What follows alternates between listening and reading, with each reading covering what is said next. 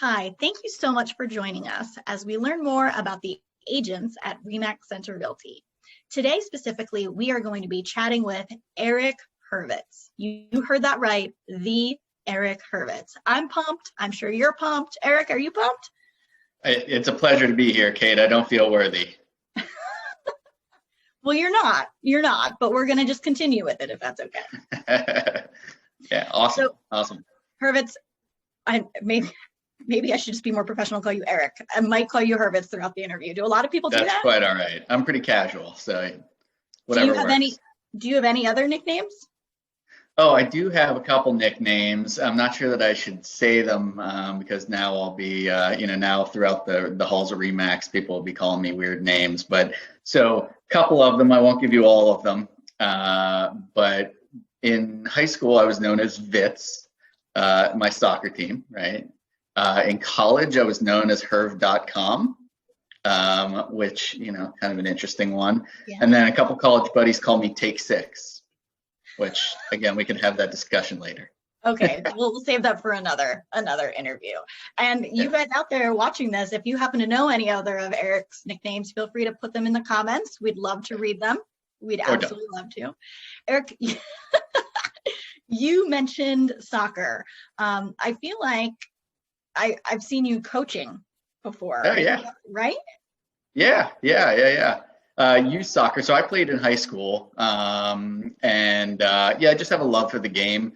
And actually, before I had kids, I volunteered and coached some soccer teams. It's just, again, a lot of fun. I was actually elementary education before I started in real estate.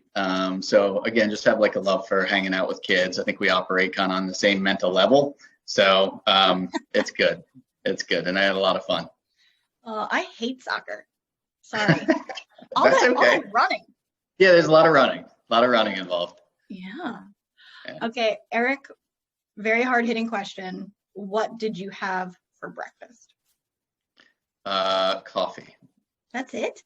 Yeah. Oh, that's not true. My wife made banana muffins yesterday, and I had 2 of those. Okay, yeah. If you don't give I'm usually not a big breakfast guy, though. Like, I'm usually ready to get to work and sit down and kind of, power through some coffee. And then I usually eat an early lunch, though. That's very good to know.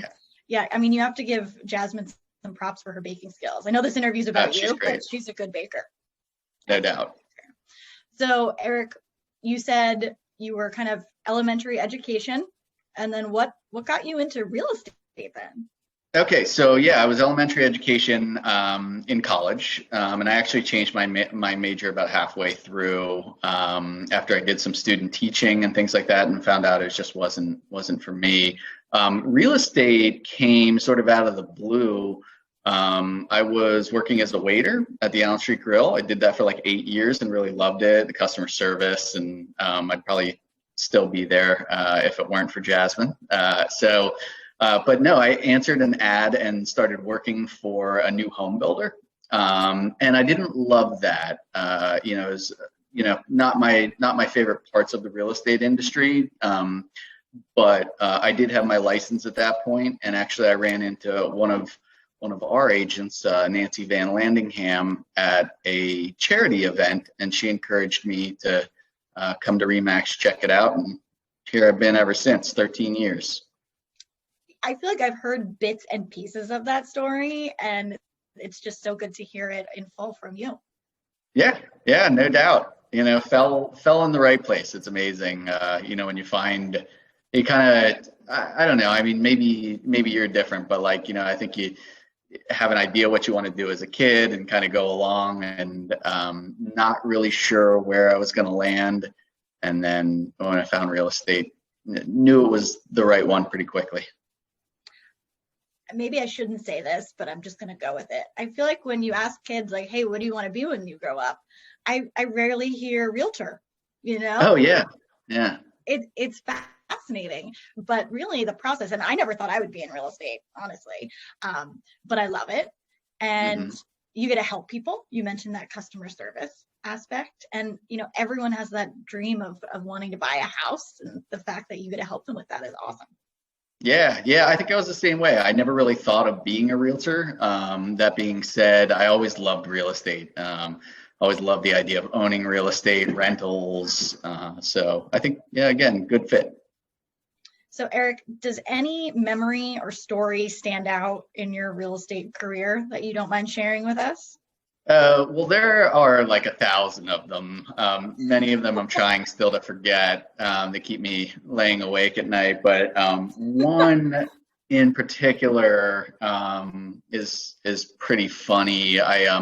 There was a new listing. This was, probably 10 years ago. New listing, and I was working with sort of a high-profile buyer. They were buying a nice, expensive house, and I was all excited. And I saw this new listing come up in Chestnut Ridge, and I knew that house. Like, it was brick fronted, beautiful archway, and I knew that house. I didn't even have to look any further. So I called the client. They say, yes, I want to go see it. So, I print out the data sheet. I run to show them. I pull up outside of the house. Client meets me out there, and we walk up to the front door, and there's no sign out there yet, which is kind of common. Sometimes people just don't get the sign out yet. And I walk up to the front door, and there's no lockbox on it either. And I'm like, okay, no big deal. I didn't really check the showing instructions. Kate knows me. And so I knock on the door, assuming maybe they just left it open for our showing. No answer. Check the doorknob, because again, sometimes they leave it unlocked. Door is unlocked, push open the door, and immediately I take one step into the house. I just knew something was wrong. Pulled the door back closed, and I was like, and it turns out this was an unlisted house. Like, the house was not for sale. Oh my God, and Eric. The owner comes downstairs and opens the door, and she's like, can I help you? And I was like, oh yeah. And at this point I hadn't realized it. She's like, I was like, oh yeah, I'm Eric, I'm from RE/MAX, I'm here to show your home. And she's like, my house isn't for sale. So that was, when we're talking memorable experiences, that one definitely sticks out, and I have not made that mistake twice, if that makes sense. That is great. So that's called breaking and entering. So just it is, yeah. I think the statute of limitations has expired though, so we should be good. Good. Yeah. So we can tell the story now. I get it now. Right. Oh, so many good real estate and just life tips there. Read, right? Knock and wait, perhaps. I mean, you're just a wealth of knowledge for us today. Thank you. The devil's in the details, they say. Eric, okay. So as we wrap things up here a little bit, one last question for you. Sure. Do you have a hidden talent? I feel like there's got to be something in there that we just don't know about. Hidden talent? Not really, Kate. Yeah, I can't think of anything that would be like hidden. A lot of people don't know, like, I love to fish. So I don't know that that's like a real talent, and I'm not that great at it. But that's something I like to do. Let me rephrase this. Just tell us something hidden, maybe. Something hidden. And all right. That we like to fish. That works. Well, I think that sounds good. That's about all I got. Eric, I would never describe you as boring. So you need to come up with a new hidden talent. And that way, when we do another round of these interviews, everyone's going to be ready. And maybe you're going to be like an opera singer or something. Absolutely. Well, we'll see. I'll work on that. Get to practicing, okay?